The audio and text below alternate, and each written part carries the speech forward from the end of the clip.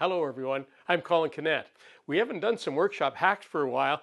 Before we get started, if you haven't subscribed to this channel, I invite you to do that, and let's get started with the first hack.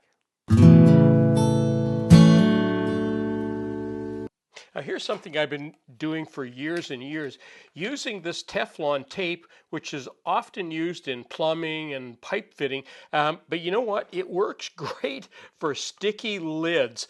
And when you wrap it around the top of a can, it doesn't stick. Not only that, it seals the can better. I even use it wherever there's steel lids. I even use it on glass. And look, it just worked great. You know what? Sometimes it'll come loose like that, but you know what? It's not a big deal to rewrap anything very quickly. And I always go in reverse, so wherever the lid comes off, I wrap it on the same way the lid comes off. So in this case, I would go in reverse, and you know what? It only takes a second to do, and it's so much easier trying to get a lid off than fighting it, even if you have to do it every time. And you put the lid on like that, and now that lid, next time I have to take that lid off, it'll come off in a jiffy. If you've ever had to figure out where to put matching knobs on cabinet doors, let me show you a quick trick for that. All you do is get yourself a few scraps of wood, and that's all this is a scrap of wood. I've already taken a moment to put a mark on it, and I'm just going to drill a hole straight through with my cordless drill. And now what I want to do is staple. In this case, I could staple it, I could nail, I could use screws and just fasten this scrap piece of wood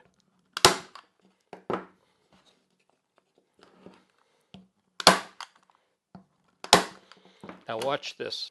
So that's what that piece of wood looks like. It's a little bit proud all the way around on both sides, but watch when we put it up against the cabinet doors.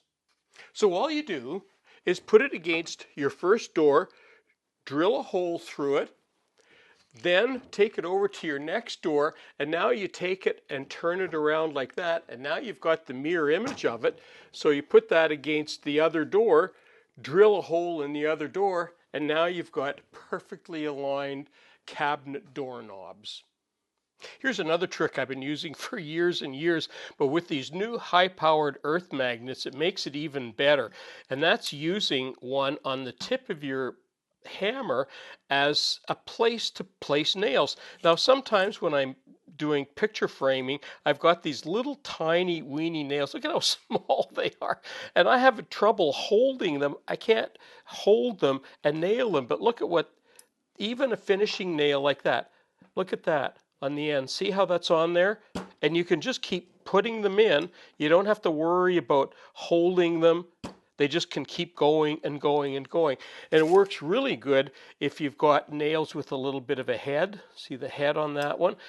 They just keep going. It's so easy. But look at this. I just discovered this not long ago because I was trying to put a finishing nail in an awkward corner. And look at, even they hold finishing nails.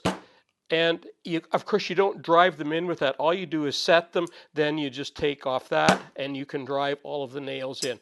Really quick way, and it saves your fingers from getting hammered too. And while I've got these finishing nails handy here, here's another way of drilling very tiny holes. Now, I often break off, and you can see it's missing here this tiniest little drill bit. But you know what? There's a real quick fix for that. If you've got a finishing nail that's roughly the same size, take the head off, even off a finishing nail, so you get a nice grip on your drill chuck, and put it right in your drill chuck, tighten it up, and with those little wedge shapes pieces at the very tip of most nails, when you go in, you can actually drill it just like a drill bit, and it makes an amazing, quick, easy way of getting a very fine hole without having to run down to the hardware store and buy a very teeny weeny drill bit. From time to time, I find I have some wood that, for whatever reason, I need to do some filing on for one reason or another.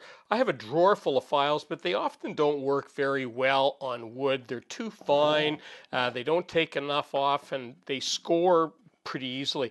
But here's another thing you can do. A couple of things. First of all, you can buy sandpaper or sandpaper cloth, I guess it is, that has a cloth backing on it. This stuff lasts forever. It's very tough. It's very hard to tear it. You really need to cut it. So it's really good and strong. But the other thing that I do quite often is I'll just make a sandpaper rasp, and I've just put some double-sided tape on there, and all I need to do, and I've already marked this to be quick, you can use tin snips. In fact, you can even use dull scissors, and you know what? When you cut sandpaper with dull scissors, it actually sharpens them. Then you can just lay it right down on top of that double-sided tape, and you know what? It lasts well enough to do anything you need to do, and it does a much better job in most cases than a file does, because it's sandpaper that's sort of more designed for working with wood. So a great way of making an instant sand rasp. Well, that concludes my video for today. A few quick ideas to help make things a little bit quicker in the workshop for you.